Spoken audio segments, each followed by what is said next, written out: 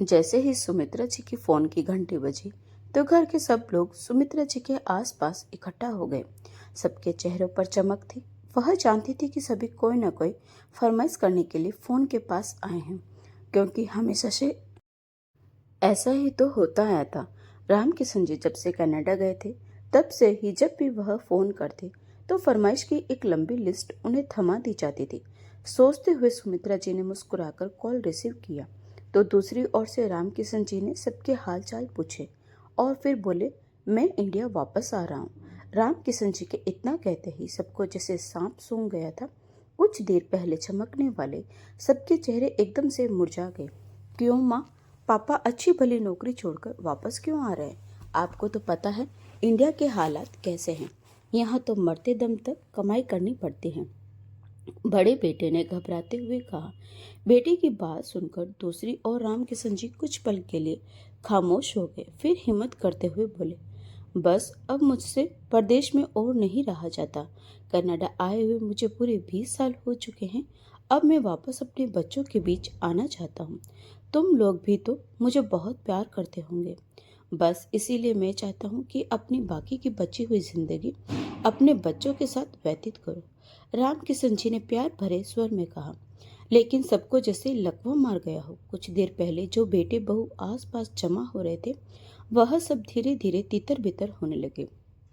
सुमित्रा जी ने एक गहरी सांस ली और राम किशन जी से उनका हाल चाल पूछने लगी। कुछ देर बाद राम किशन जी ने उन्हें अपने आने की तारीख बताकर फोन रख दिया। सुमित्रा जी फोन हाथ में लिए खामोश बैठी रही। बेटों के बदलते चेहरे उनकी नजरों से छिपे नहीं थे। उन्हें वह दिन याद आ रहा था जब 20 साल पहले राम किशन जी नौकरी की तलाश में इधर उधर भटकते थे। 25 वर्ष की उम्र में 3 बच्चे और बूढ़े माता पिता का बोझ, यह सब कुछ उनकी दिन रात की परेशानी थी। इंडिया में उन्हें कोई ऐसा रोजगार नहीं मिला जिसे वह अपने परिवार को ठीक से पाल सके। थक हार कर उन्होंने कनाडा जाने का फैसला कर लिया। कनाडा में उन्हें अच्छी नौकरी भी मिल गई, लेकिन दोबारा पलटकर उन्हें इंडिया कभी आना नसीब न हुआ। बस वहीं से पैसे भेजते रहे। सुमित्रा जी ने तन मन से यहाँ उनके माता पिता की सेवा की और अपने बच्चों को पढ़ाया लिखाया। बच्चे भी अच्छी नौकरियों पर लग गए। जब उनकी शादी का समय आया तो भी राम किशन जी ने खुद आने की बजाय काफी रुपए वहां से भेज दिए, ताकि उनके आने पर नौकरी का नुकसान न हो। धीरे धीरे समय बीतता गया। राम किशन जी जब भी इंडिया आने की कोशिश करते तो बेटे बहू पहले ही मना कर देते। लेकिन अब आखिरकार 50 साल की उम्र में उनका भी अपने पोते पोतियों को देखने का बहुत मन करता था। इसीलिए वह वापस इंडिया आ गए। जिस समय उनकी फ्लाइट एयरपोर्ट पर उतरी तो उनकी आंखें चमक रही थी। सोच रहे थे कि जरूर पूरा परिवार उन्हें लेने आया होगा। सब उनसे मिलने के लिए बेताब होंगे। सोचते हुए राम किशन जी अपना सामान लेकर एयरपोर्ट से बाहर निकले और इधर उधर नजरें दौड़ाने लगे। लेकिन सामने सुमित्रा जी को अकेली देखकर हैरान रह गए। सिर्फ वही थी, साड़ी का पल्लू सिर पर लिए खड़े। 20 वर्ष पहले वाली सुमित्रा और आज की सुमित्रा में जमीन आसमान का अंतर था। बदल तो राम किशन जी भी चुके थे। दोनों ही जवानी से बुढ़ापे में आ चुके थे। कैसे हैं आप? सुमित्रा जी ने पैर छूकर धीमे से कहा। तो राम किशन जी बोले, मैं ठीक हूँ, लेकिन बाकी लोग क्यों नहीं आए? संजय, मुकेश और अनिल, वो सब तो मुझसे मिलने के लिए बेचैन होंगे। राम किशन जी ने जोश भरे स्वर में कहा तो सुमित्रा जी खामोश हो गई। फिर धीरे से बोली, तीनों ही आज नौकरी से छुट्टी नहीं कर सके थे। कोई जरूरी काम था। बच्चे स्कूल गए हैं और मैंने कहा कि सबसे पहले आपको मैं ही देखूंगी, इसीलिए जानबूझकर अकेली आई हूँ। कहते हुए राम सुमित्रा जी ने रिक्शा रोका तो राम किशन जी हैरान रह गए। तुम गाड़ी लेकर क्यों नहीं आए? घर में 3-3 गाड़ियां तो है। सुमित्रा जी बोली, 3 गाड़ियां जी तो है जी, लेकिन तीनों बच्चों के पास होती हैं, और वैसे भी मुझे तो कहीं जाना भी नहीं होता जो मैं अपने पास गाड़ी रखूं। घर पास ही है, हम अभी पहुंच जाएंगे। राम किशन जी खामोश हो गए। घर पहुंचे तो उनकी सोच के विपरीत घर में उनके स्वागत के लिए कोई खास तैयारी नहीं की गई थी। न कोई उत्साह, न रौनक। सब अपने अपने काम पर गए हुए थे। घर में इतनी खामोशी क्यों है? राम किशन जी ने पूछा तो सुमित्रा जी बात छुपाते हुए बोले, मैंने कहा तो है कि घर में कोई नहीं है, आप खाना खाकर आराम करें। रात तक सभी अपने अपने काम से लौट आएंगे, तभी आप उनसे मिल लीजिएगा। सुमित्रा जी की बात सुनकर रामकिशन जी हैरान हो गए। लड़के ना सही, उनकी पत्नियां तो घर में ही थी, मगर कोई भी उनसे मिलने नहीं आया। उन्होंने अपने दिमाग पर ज्यादा जोर नहीं डाला और कमरे में जाकर आराम करने लगे। जब उनकी आंख खुली तो घर में बच्चों का शोर मचा हुआ था। यह देखकर वह बहुत खुश हो गए। जल्दी से कपड़े बदलकर बाहर आए तो देखा सच में घर में खूब रौनक थी। तीनों लड़के काम से लौट चुके थे। छोटे बच्चे आंगन में खेल रहे थे। रामकिशन जी मुस्कुराते हुए आगे बढ़े और सोचने लगे कि सारे बच्चे उन्हें देखते ही उनसे लिपट जाएंगे। लेकिन तभी बड़े बेटे संजय की आवाज आई, अरे पिताजी, आप वापस भी आ गए। कितना मना किया था आपको आने से, लेकिन आप भी अपने ही करते हैं। कुर्सी पर बैठे बैठे संजय आम अंदाज में कह रहा था। तभी छोटे बेटे मुकेश और अनिल उठकर जाकर रामकिशन जी के गले मिले, लेकिन किसी के अंदाज में वो उत्साह नहीं था जो उन्हें चाहिए था। रामकिशन जी खामोशी से खाने की टेबल की ओर बढ़े, लेकिन जैसे ही कुर्सी पर बैठने लगे तभी बड़ी बहू ने तेज आवाज में कहा, यहाँ मत बैठिए पिताजी, यहाँ पर संजय बैठते हैं और संजय के साथ मैं बैठती हूँ।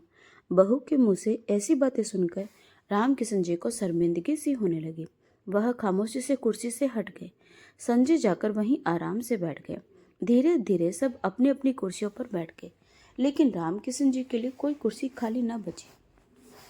सुमित्रा जी खामोशी से यह सब देख रही थी। वह अपनी जगह से उठी और बोली, आप अंदर कमरे में बैठ जाइए, मैं आपको वहीं खाना दे देती हूँ। बेटे बहू का रवैया देखकर रामकिशन जी हक्के बक्के रह गए। ऐसे स्वागत की तो उन्होंने कल्पना भी नहीं की थी। उन्होंने हैरानी से अपने बच्चों की ओर देखा, लेकिन कोई भी उनकी तरफ ध्यान नहीं दे रहा था। सभी अपनी अपनी पत्नियों के साथ बातें करने में व्यस्त थे। सुमित्रा जी ने उनका हाथ थामा और बोली, यहाँ खड़े रहने का कोई फायदा नहीं है जी, आप अंदर बैठ जाइए। कहते हुए वह उन्हें अंदर कमरे में लेकर की ओर बढ़ गई। तभी रामकिशन जी ने ध्यान दिया कि सुमित्रा जी के भी टेबल से उठ जाने पर किसी को कोई फर्क नहीं पड़ा। उनका दिल सूखे पत्ते की तरह मुरझा गया।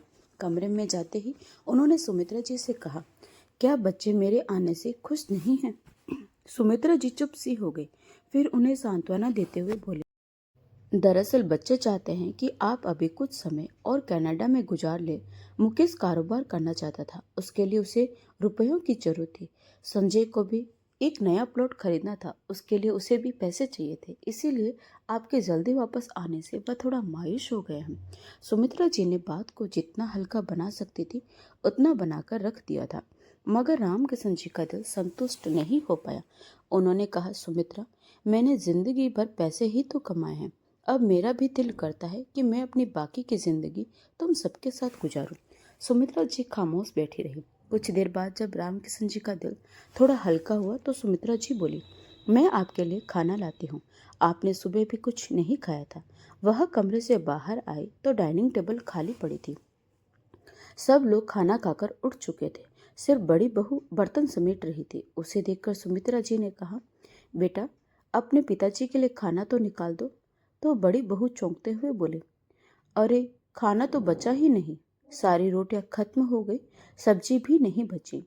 चावल तो आज बच्चों ने ही खत्म कर दिए। इसीलिए माँ जी, आप ऐसा करें, पिताजी को बाहर से कुछ मंगवा दें।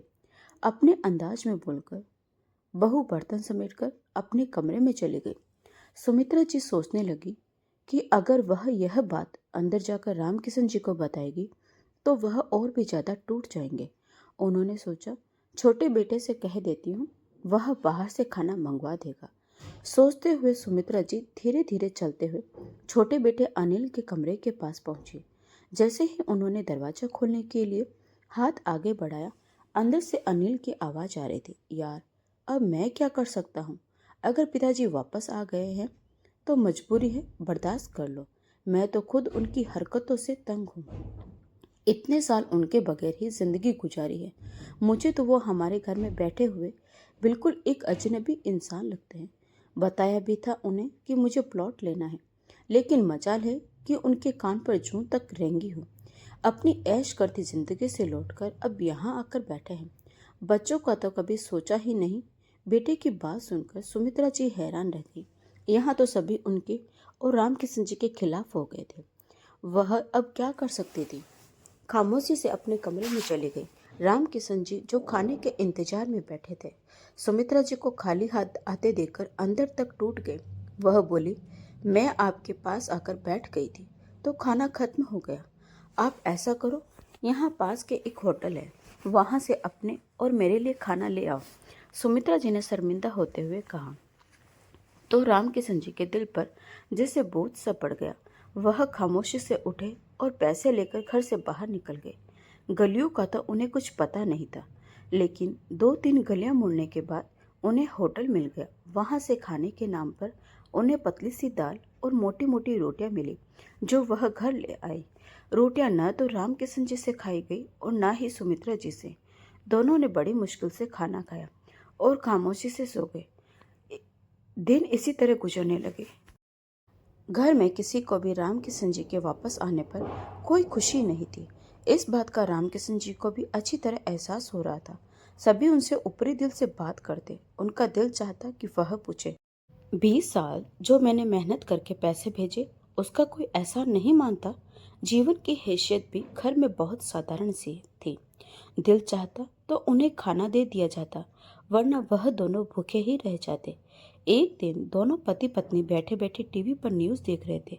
संजय भी उनसे कुछ दूरी पर बैठा लैपटॉप पर अपना काम कर रहा था। तभी मुकेश अंदर आया और बोला, अरे संजय भाई, आपने सामने वाली की कोठी देखी क्या? कितनी सुंदर बन गई है, पूरा मार्बल लगवाया है उन्होंने। कहते हुए मुकेश संजय के बराबर में बैठ गया। तो संजय मुस्कुराते हुए बोला, हाँ, मेरा भी बहुत दिल था कि हमारा घर भी ऐसा ही शानदार हो, लेकिन न जाने हमारे पिताजी को क्या सूझे कि वह मुंह उठाकर इंडिया वापस आ गए। यह नहीं कि कुछ साल और वहां रुककर पैसे भेज देते तो हम अपने रहने के लिए अच्छा सा घर बना सकते थे। संजय ने अपने पिताजी की ओर देखते हुए कठोरता से कहा। तो रामकिशन जी धीरे से बोले, बेटा, मैंने इतने साल वहां पर काम किया, अब मेरी बूढ़ी हड्डियों ने इतना दम नहीं कि मैं अब कनाडा में और काम करता। और वैसे भी तुम सब अपनी नौकरियों वाले हो, अच्छे खासे पैसे कमा रहे हो, फिर मेरे काम करने की क्या जरूरत है? रामकिशन जी का इतना कहना हुआ कि उनके बड़े बेटे संजय ने खींचते हुए कहा, अब आप हमारी कमाई पर तो नजर मत रखिएगा। इंडिया में मिलता ही क्या है? आपको अच्छी तरह पता है कि मैं इतने समय से बिजनेस करने की सोच रहा था, अब वो भी नहीं हो पाएगा। हम तीनों को अपने बच्चों के साथ इस खंडहर जैसे घर में सारी उम्र रहना पड़ेगा। लेकिन आप तो खुश हो जाइए, क्योंकि अब आप यहाँ पर आराम से चारपाई तोड़ते रहेंगे। गुस्से में कहते हुए संजय अपने कमरे में चला गया। मुकेश भी बुरा सा मुंह बनाता हुआ अंदर चला गया। उन्हें अंदाजा नहीं था कि बच्चे उनसे इतनी नफरत करने लगे हैं। रामकिशन जी की आंखों से आंसू बहने लगे। कांपते हाथों से उन्होंने अपनी जेब से फोन निकाला और अपने उस अंग्रेज बॉस को फोन मिलाया, जिसके पास वह पिछले 20 सालों तक काम करते आए थे। उन्हें याद था कि उस अंग्रेज ने इंडिया आने से कितना मना किया था। उसने दबे शब्दों में कहा भी था, जब बच्चों की बाप की कमाई से प्यार हो जाए तो उन्हें बाप किसी काम का नहीं लगता। मगर उस वक्त रामकिशन जी ने उसकी एक न सुनी थी। लेकिन आज अपने बच्चों का व्यवहार देखकर वह खुद शर्मिंदा हो रहे थे। उन्होंने अपने बॉस से रिक्वेस्ट की कि वह दोबारा कनाडा जाकर उसके पास काम करना चाहते हैं। यह सुनते ही अंग्रेज जोर से हंसते हुए बोला, क्यों? क्या बच्चों ने 2 टाइम की रोटी देने से भी मना कर दिया है? रामकिशन जी खामोश हो गए। वह अच्छा आदमी था और रामकिशन जी से उसकी 20 सालों की अच्छी दोस्ती भी थी। इसीलिए उसने उनकी बात मान ली और इस उम्र में भी उन्हें दोबारा नौकरी पर रखने को तैयार हो गए। फोन बंद करके रामकिशन जी खामोश से उठे और अंदर जाकर अपना बैग पैक करने लगे। कहाँ जा रहे हैं आप? उन्हें बैग करते देखकर सुमित्रा जी ने टोका। तो रामकिशन जी ने उन्हें सारी बातें समझा दी। मैं फ्लाइट बुक करवा चुका हूँ, शाम को दोबारा कनाडा जा रहा हूँ, उन्होंने कहा। तो सुमित्रा जी सिर झुकाकर रह गई। कितने समय बाद तो वह वापस आए थे और अब दोबारा जा रहे हैं, लेकिन वह भी कुछ नहीं कर सकती थी। शाम हुई तो सारे लोग घर में जमा थे। तभी रामकिशन जी अंदर से अपना सूटकेस लेकर बाहर निकले तो सभी ने चौंक कर उनकी ओर देखा। चलता हूँ बच्चों, मैं दोबारा कनाडा जा रहा हूँ। मुझे अंदाजा हो गया है कि इस घर में मेरी कोई जगह नहीं है। मेरे बॉस ने मुझे दोबारा फ़ोन करके बुला लिया है। राम किशन जी ने गंभीरता से कहा। तो अचानक सारे बैठे हुए लोगों में जैसे खुशी की एक लहर दौड़ गई।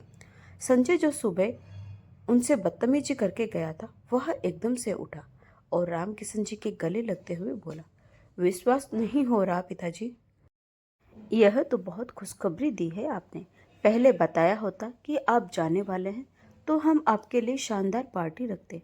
सभी बेटे उनके आसपास जमा होकर प्यार भरी बातें करने लगे तो राम किशन जी बस मुस्कुराकर रह गए। इस प्यार की सच्चाई क्या है यह तो वह देख ही चुके थे। मुस्कुराते हुए वह घर से बाहर निकल गए। सुमित्रा जी भी हैरान थी कि बच्चों ने कैसा अपना रंग बदल लिया है। आज सारे बच्चे बहुत खुश थे।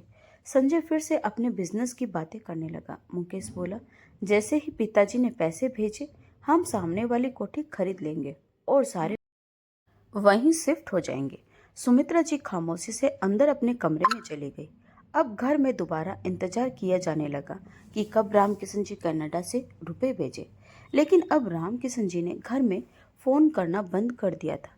अगर फोन करते भी तो रात को सबके सो जाने के बाद, ताकि सुमित्रा जी के अलावा उनसे कोई बात न कर सके। बेटों की बात सुनकर सुमित्रा जी चुप रह गई, कुछ नहीं बोली।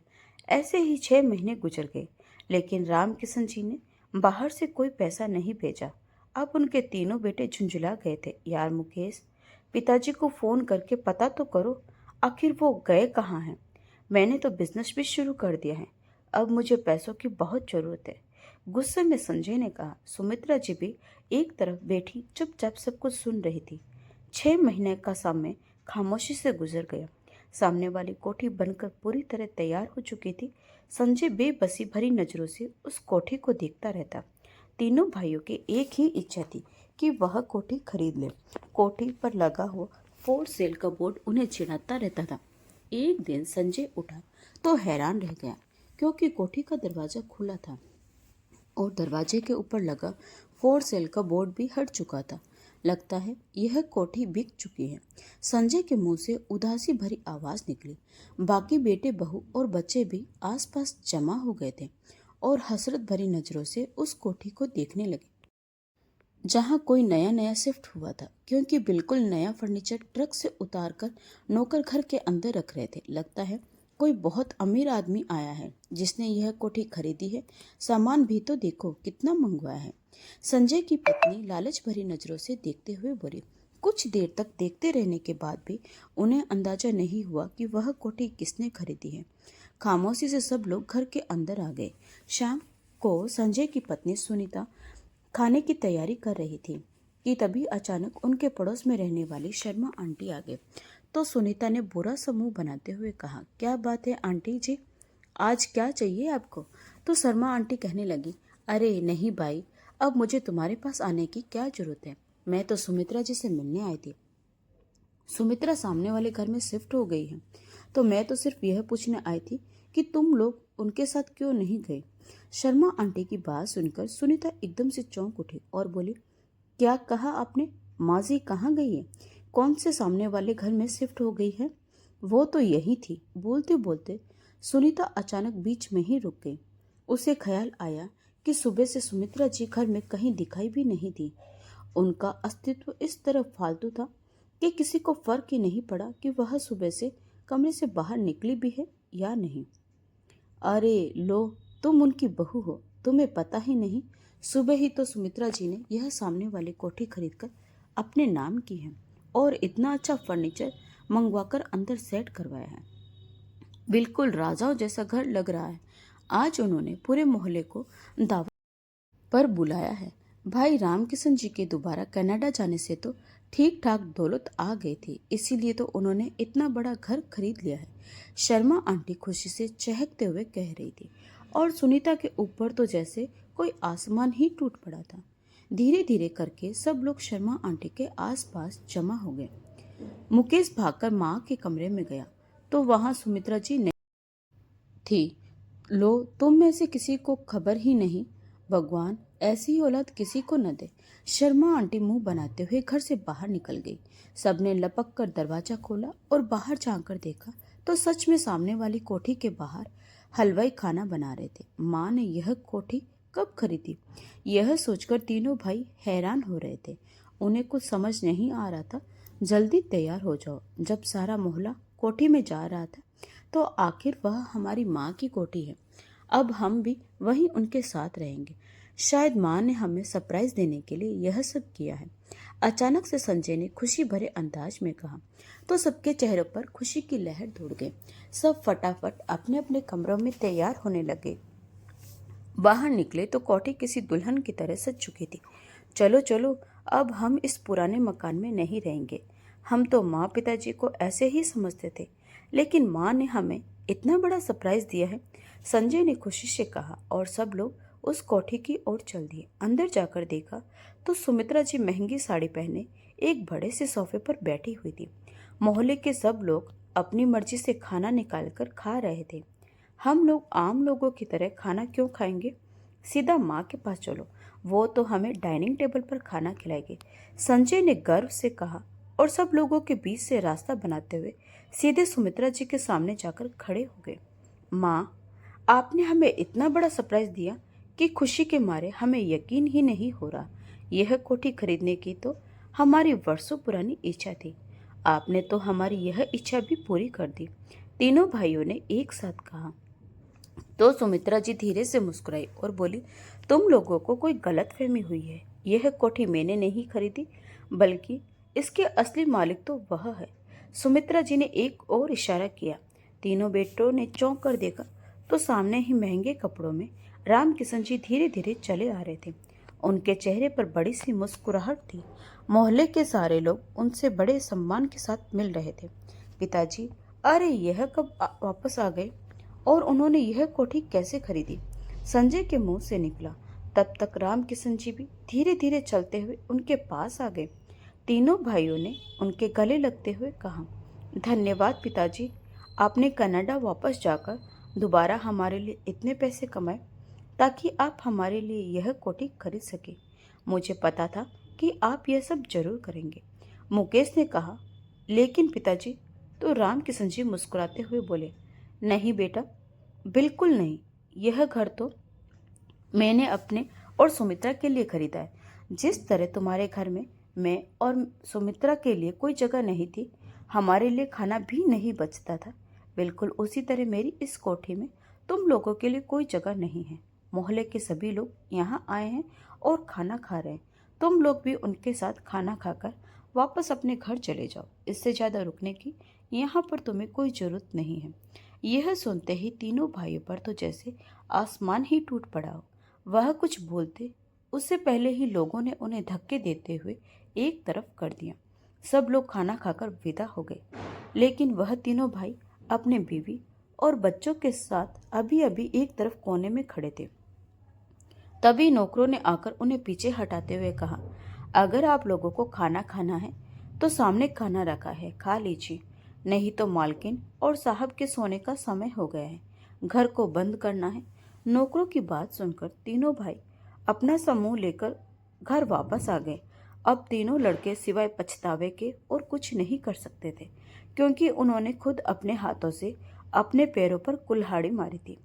इसीलिए वह अपनी उस मामूली सी नौकरी से अपना घर खर्चा चलाते हुए तीनों भाई उसी पुराने मकान में रहने लगे। धीरे धीरे करके घर खर्चे बढ़े तो घर खर्च चलाना भी मुश्किल हो गया। यह क्या यार, आज फिर तूने दाल बना दी? पिछले 2 दिन से दाल ही तो खा रहे हैं, संजय ने मुंह बनाते हुए कहा। तो सुनीता बोली, आपकी सैलरी खत्म हुए 15 दिन गुजर चुके हैं।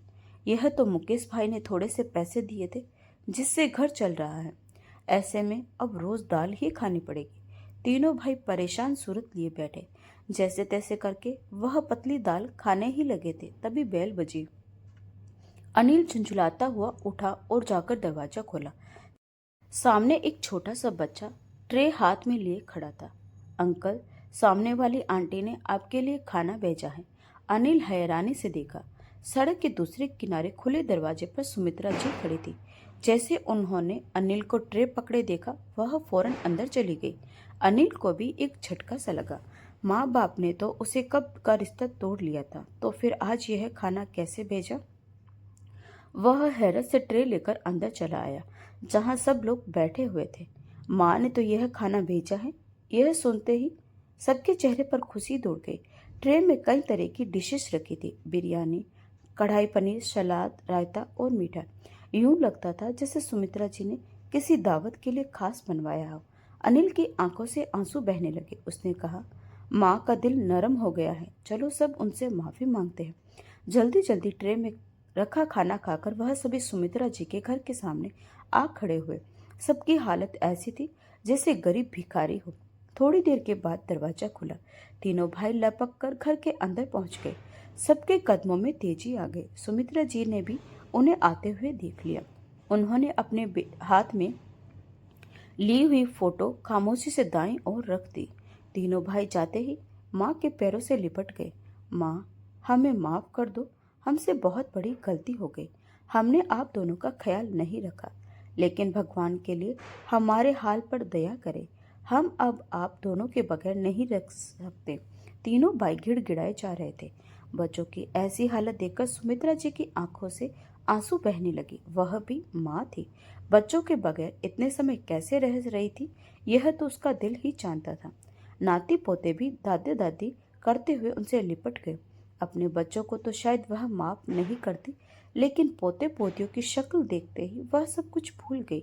मैं कुछ नहीं कर सकती बेटा।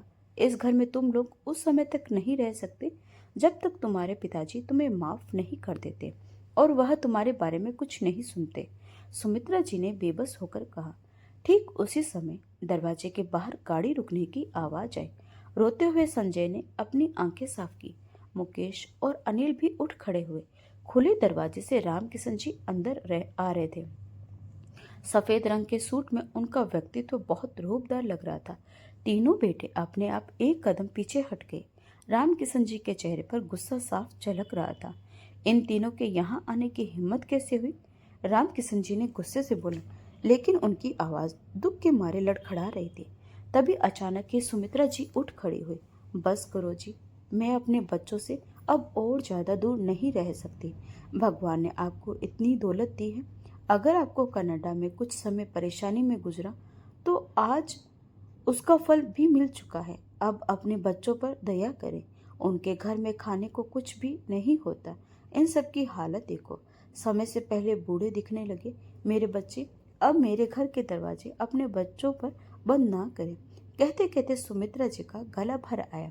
रामकिशन जी खामोश हो गए। तभी संजय ने इशारा किया और तीनों भाई लपक कर पिता के पैरों में जा गिरे। पिताजी, हम तब तक आपके पैरों को नहीं छोड़ेंगे जब तक आप हमें माफ नहीं कर देते। मुकेश गिड़गिड़ाते हुए बोला। रामकिशन जी कुछ पल तक अपने आप पर काबू पाने की कोशिश करते रहे, मगर यह सच था कि एक बाप को भी अपने बच्चों से उतना ही प्यार होता है जितना कि एक माँ को। उन्होंने कांपते हाथों से अपने तीनों बेटों को उठाया और अपने गले से लगा लिया। तीनों भाइयों के चेहरे की खुशी के मारे खिल उठे। जाओ, अपना सामान उठाकर ले आओ। अब तुम लोगों को गरीबी में जीने की कोई जरूरत नहीं है। रामकिशन जी की आवाज सुनकर यूं लगा जैसे उन्होंने किसी मुर्दा शरीर में जान डाल दी हो। तीनों भाई अगले आधे घंटे में ही अपने घर से सारा जरूरी सामान उठाकर ले आए। सुमित्रा जी के घर का माहौल तो हैरान कर देने वाला था। रामकिशन जी ने तीनों बेटों को नौकरियां छोड़ने को तो नहीं कहा था, मगर वह खुद तो जैसे तैयार बैठे थे। उन्होंने अगले ही दिन अपना अपना इस्तीफा जमा किया और सुबह सुबह उठकर तैयार हो गए। जब रामकिशन जी अपने कमरे से ऑफिस जाने के लिए बाहर निकले तो तीनों बच्चे तैयार सामने ही खड़े थे। रामकिशन जी को फौरन समझ आ गया कि बच्चे उनके साथ कारोबार में हिस्सा लेना चाहते हैं। उन्होंने ठंडी सांस ली और नाश्ता करने के लिए बैठ गए। पिताजी, आप ऐसा कीजिए, फाइनेंस का काम मेरे हिस्से में डाल दें। मुझे वैसे भी बड़ा अनुभव है फाइनेंस के कामों को देखने का। संजय ने मुस्कुराते हुए कहा तो रामकिशन जी भी मुस्कुरा दिए। ठीक है, मैं वैसे भी अब बूढ़ा हो चुका हूँ, सारी जिम्मेदारी अकेले नहीं उठा सकता, मगर याद रखना कि फैक्ट्री के लेन देन के कामों में जरा ध्यान रखना। कहीं पर 1 रुपया भी गड़बड़ हुई तो सारा हिसाब खराब हो जाएगा। संजय ने सर हिला दिया। उस दिन वह तीनों ही रामकिशन जी के साथ काम पर चले गए। सुमित्रा जी की बहुएं सास के दिए हुए पैसों से खूब सारी शॉपिंग करके ले आए। अब अपनी अलमारी में लटके हुए ब्रांडेड कपड़ों को हैरत से देख रही थी। संजय की पत्नी खूब तैयार होकर अपने कमरे से निकली तो सुमित्रा जी ने कहा, बहू जरा मुझे एक कप चाय तो बना दो। बड़ी बहू ने एक नज़र अपने सूट और ताजा लगी हुई नेल पेंट को देखा। अब मैं इनके लिए किचन में जाकर चाय बनाऊं, मेरी सारी तैयारी खराब हो जाएगी, उसने मन ही मन सोचा। मगर फिलहाल बिगाड़ भी तो नहीं सकती थी। माँ जी अभी बनाकर लाती हूँ, और मुस्कुराती हुई किचन में चली गई। सामने ही काम वाली किचन की सफाई कर रही थी। सारे काम छोड़ो, पहले माँ जी के लिए चाय बनाओ, उनसे काम वाली को आदेश दिया और सर पर खड़ी रही। चाय बनवाकर उसने उसी के साथ सुमित्रा जी के लिए भेज दी। दिन खामोशी से गुजरने लगे। एक दिन नाश्ते की टेबल पर रामकिशन जी कुछ परेशान थे। क्या हुआ जी, आप नाश्ता नहीं कर रहे? सुमित्रा जी ने पूछा तो रामकिशन जी सोचते हुए बोला, पता नहीं सुमित्रा, को समझ नहीं आ रहा। अकाउंट में लगातार गड़बड़ हो रही है। बड़े बड़े अमाउंट्स न जाने कहाँ चले जाते हैं। लेन देन के काम में पहले तो कभी इस तरह की दिक्कत नहीं हुई थी जैसी अब हो रही है। सुमित्रा जी चुप सी हो गई। कुछ देर बाद वह ऑफिस चले गए, लेकिन थोड़ी ही देर के बाद ऑफिस से फोन आया जिसने सबको हिलाकर रख दिया। रामकिशन जी को हार्ट अटैक आया है। उनका एक बड़ा ऑर्डर कैंसिल हुआ था, जिस कारण उन्हें बहुत सदमा लगा। सुमित्रा जी के हाथ से मोबाइल छूटकर नीचे जा गिरा। संजय, संजय, उन्होंने चिल्लाकर आवाज दी। संजय अंदर कमरे में अपनी पत्नी के हाथों में सोने के कंगन पहना रहा था। क्या हुआ माँ? उसने कमरे के अंदर से ही आवाज लगाई, लेकिन सुमित्रा जी तो फूट फूट कर रो रही थी। नौकर दौड़कर संजय के पास आए। ऑफिस से फोन आया था, आपके पिताजी को हार्ट अटैक आया है। खबर सुनकर संजय थोड़ा घबरा सा गया। वह जल्दी से बाहर निकल आया, मगर पीछे उसकी पत्नी सुनीता ने जल्दी से संजय की दी हुई नोटों की मोटी मोटी गड्डियां अलमारी में छुपा दी। दोनों छोटे बेटे भी उठकर बाहर आ गए। अरे माँ, आप रोना धोना बंद करें, हम अभी जा रहे हैं ना, देखते हैं पिताजी को क्या हुआ है, मुकेश ने झुंझुला भरे अंदाज में कहा। सुमित्रा जी एकदम चुप हो गई। तभी बड़ी बहू बाहर निकल कर आई और मुंह बनाते हुए बोली, अभी पिताजी मरे नहीं हैं जो आप इस तरह से आंसू बहा रही है। बहू के मुंह से ऐसी बातें सुनकर सुमित्रा जी हैरान रह गई। रामकिशन जी अभी सिर्फ अस्पताल पहुंचे थे कि घर वालों के तेवर दोबारा से बदलने लगे। सुमित्रा जी खामोश बैठी रही। रात का अंधेरा फैला तो गाड़ी रुकने की आवाज आई। सुमित्रा जी दौड़कर बाहर आई। तीनों भाई वापस आ गए थे और खुशी खुशी एक दूसरे से बातें कर रहे थे। क्या हुआ बेटा, तुम्हारे पिताजी ठीक तो हैं? सुमित्रा जी ने चिंतित स्वर में पूछा। अरे नहीं माँ, अस्पताल में इतना टाइम कहाँ रह जाता है। पिताजी की तबीयत को संभालने में अभी काफी टाइम लग जाएगा। आप चिंता ना करें, अंदर जाकर सो जाए। मैं अस्पताल के एक लड़के को पैसे देकर आ गया हूँ। अगर कोई काम हुआ तो वह मुझे बुला लेगा। मुझे तो अब वहाँ के बिस्तरों पर नींद ही नहीं आती। कहते हुए संजय अंदर चला गया। छोटे बेटे भी अपने हाथों में मोबाइल थाम अपने अपने कमरों में चले गए। थोड़ी ही देर के बाद मुकेश बाहर निकला तो उसकी पत्नी भी उसके साथ थी। दोनों ही खूब तैयार हुए थे। कहाँ जा रहे हो बेटा? अपने पिताजी को देखने जा रहे हैं, तो मुझे भी साथ ले चलो, सुमित्रा जी ने चिंतित होकर कहा। तो मुकेश झुंझलाते हुए बोला, माँ और भी काम है दुनिया में। मैं अपनी पत्नी को आइसक्रीम खिलाने के लिए लेकर जा रहा हूँ। उसकी तबीयत ठीक नहीं है। पिताजी को देखने आप सुबह चली जाइए। चिढ़कर कहते वह दोनों बाहर निकल गए। सुमित्रा जी का दिल चाहा कि फूट फूट कर रो दे। बच्चों के यह तेवर उन्हें बहुत कुछ समझा रहे थे। वह बस भगवान से यही प्रार्थना कर रही थी कि रामकिशन जी को कुछ ना हो। अगले दिन रामकिशन जी को होश तो आ गया, मगर उन्हें एक लंबे समय तक आराम करने को कहा गया। ऑफिस के कामों से दूर रहने के लिए कहा गया। वह खुद ही इतना कमजोर हो गए थे कि बेड से नीचे पैर भी नहीं रख सकते थे। तीनों बेटे उन्हें अस्पताल लेने भी नहीं गए। ऑफिस का कोई बहाना बनाकर तीनों ने आने से मना कर दिया। तो सुमित्रा जी ने नौकरों को भेजकर रामकिशन जी को घर बुलवाया। पूरा दिन गुजर गया। शाम होने लगी, लेकिन रामकिशन जी के कमरे में कोई उनका हालचाल पूछने के लिए नहीं आया। बाहर से हंसी मजाक और शोर की आवाज आ रही थी। सिर्फ नौकर ही थे जो खाने पीने और कोई काम पूछने के लिए राम किशन जी के कमरे में आ रहे थे। यह देख राम किशन जी की आंखें भीगने लगी। 2 दिन इसी तरह गुजर गए। अगले दिन सुमित्रा जी उनके पास से उठी तो राम किशन जी इशारे से पानी मांग रहे थे। उन्होंने कमरे के दरवाजे पर खड़े होकर आवाज लगाई, राम किशन जी के लिए पानी ले आओ। काम वाली तक उनकी आवाज पहुंच गई। वह पानी भरकर कमरे की ओर जाने लगे। तभी अंदर से बड़ी बहू चिल्लाते हुए आई और बोली, क्या तुम हर समय पानी और खाना कमरे के अंदर पहुंचाती रहती हो? तुम्हें और कोई काम नहीं है क्या? तुमसे कहा तो था मेरी सहेलियां खाने पर आ रही है, पहले उनके लिए खाने की व्यवस्था करो। बुढ़िया तो पानी लेना होगा तो खुद आकर ले लेगी। बड़ी बहू के टोकने पर नौकरानी शर्मिंदा होकर वापस किचन की ओर मुड़ गई। घर की सारी जिम्मेदारियां बड़ी बहू के हाथ में थी। नौकरों को सैलरी भी वही दिया करती थी, इसीलिए आदेश भी उसी का ही चलता था। बहू की बात सुनकर सुमित्रा जी भी हक्की बक्की रह गई।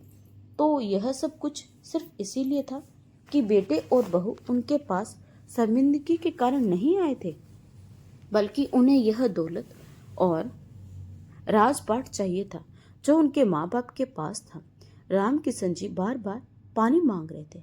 सुमित्रा जी घबराकर कमरे से बाहर निकली और पानी का गिलास भरकर ले आई। तभी संजय कमरे के अंदर आया। उसके साथ काले रंग का कोट पहनी एक वकील भी था। संजय उससे कोई बात कर रहा था। वकील साहब, ज्यादा समय नहीं लगना चाहिए, जल्दी पेपर्स पर साइन करवाइए। कई काम सिर्फ इस कारण फंसे हुए। यह फैक्ट्री कानूनी तौर पर मेरे नाम नहीं है। संजय कहते हुए अंदर आया और अपने पिता से बोला, पिताजी, अब आप थोड़ा ठीक हो गए हैं, आपको कुछ पेपर्स पर साइन करने हैं। तो राम किशन जी एकदम से चौंक गए। किस तरह के पेपर्स पर साइन करने हैं? उन्होंने वकील के हाथ में फाइल देखते हुए कहा। तो संजय ने एकदम अपना सर उठाया और गुस्से से बोला, अब आप बिस्तर पर पड़े हैं, मौत आपसे सिर्फ कुछ कदम ही दूरी पर है और आपको यह पड़ी है कि मैं आपसे किस पेपर पर साइन करवा रहा हूँ। छोड़ क्यों नहीं देते अभी इस दुनिया की चाहत और मोह माया को? क्या चिता पर इस प्रॉपर्टी को अपने साथ लेकर जाओगे? जल्दी से इन पेपर्स पर साइन करें ताकि यह फैक्ट्री मेरे नाम हो जाए और मैं इसे ठीक तरीके से चलाऊं। न जाने आपने कैसे कैसे लोगों को भर्ती करके फैक्ट्री का नुकसान करवा रखा है। ऊपर से आप लाखों रुपए का हर महीने भिखारियों के लिए क्यों भेज देते हैं? ठेका ले रखा है हमने उन अनाथों को पालने का। मैं आपकी बेवकूफ़ी और बर्दाश्त नहीं कर सकता, इसीलिए आप चुपचाप इन पेपर्स पर साइन करें और हमारी जान छोड़ें।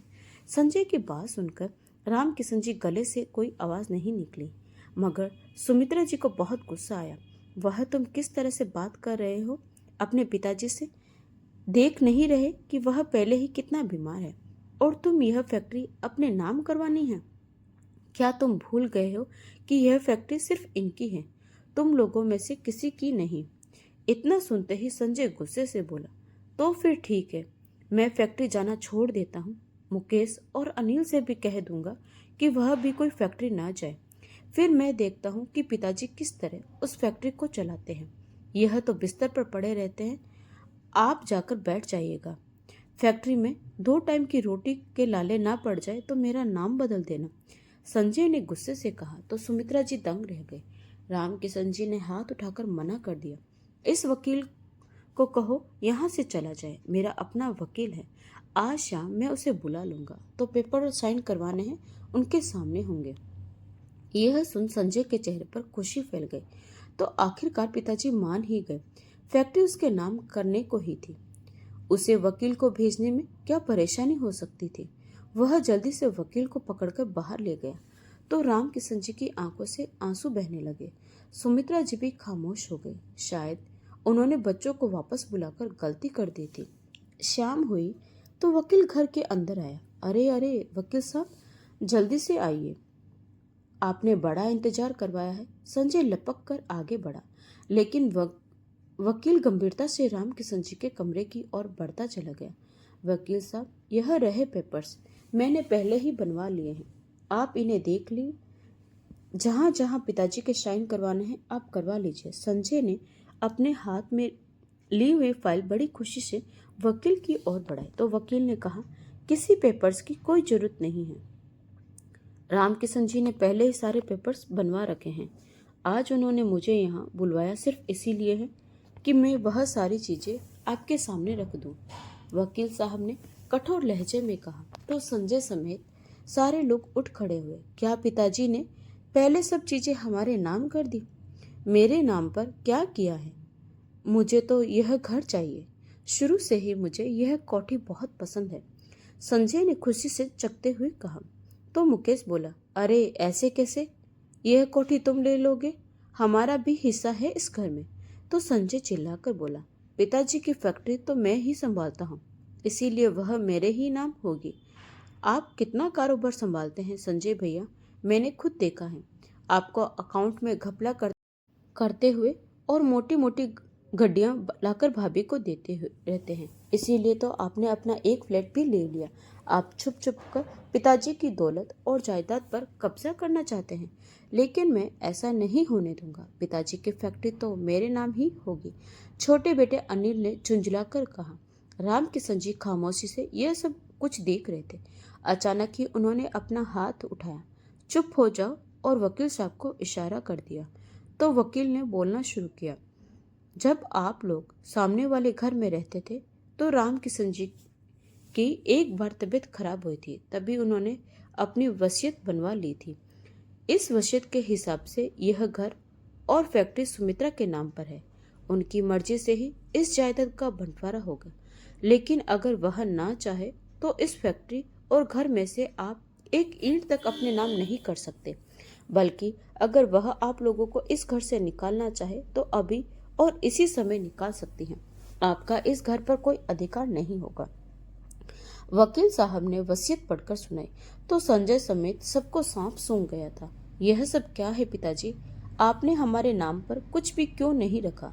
संजय चिल्ला उठा तो रामकिशन जी मुस्कुराते हुए बोले, तुम जैसे आस्तीन के सांपों को मैंने पहले ही अपने जीवन का बड़ा हिस्सा दे चुका हूँ। मैंने तुम लोगों को दूसरा मौका दिया, इस घर में रहने की अनुमति दी, कारोबार में हिस्सा दिया, मगर तुम मेरी ही पीठ में छुरा घुसाने चले थे। उस दिन मैंने तुम्हारे अकाउंट्स का कोड देख लिया था, इसीलिए मेरी तबीयत खराब हुई। अब तुम लोगों की इस घर में कोई जगह नहीं है। मैं कुछ दिनों में स्वस्थ हो जाऊंगा और अपना बिजनेस खुद देख लूंगा। तब तक मेरा अच्छा दोस्त साहिल मेरी कुर्सी पर बैठेगा। मैंने उसे फोन कर दिया है।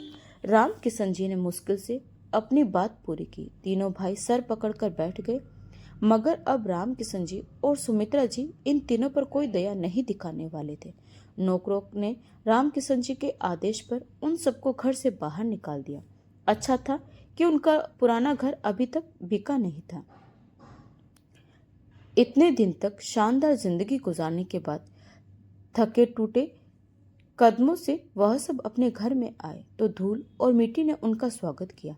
आज तीनों भाइयों के पास पछतावे के सिवा कुछ नहीं बचा था, क्योंकि उन्होंने खुद ही अपने पैरों पर कुल्हाड़ी मारी थी।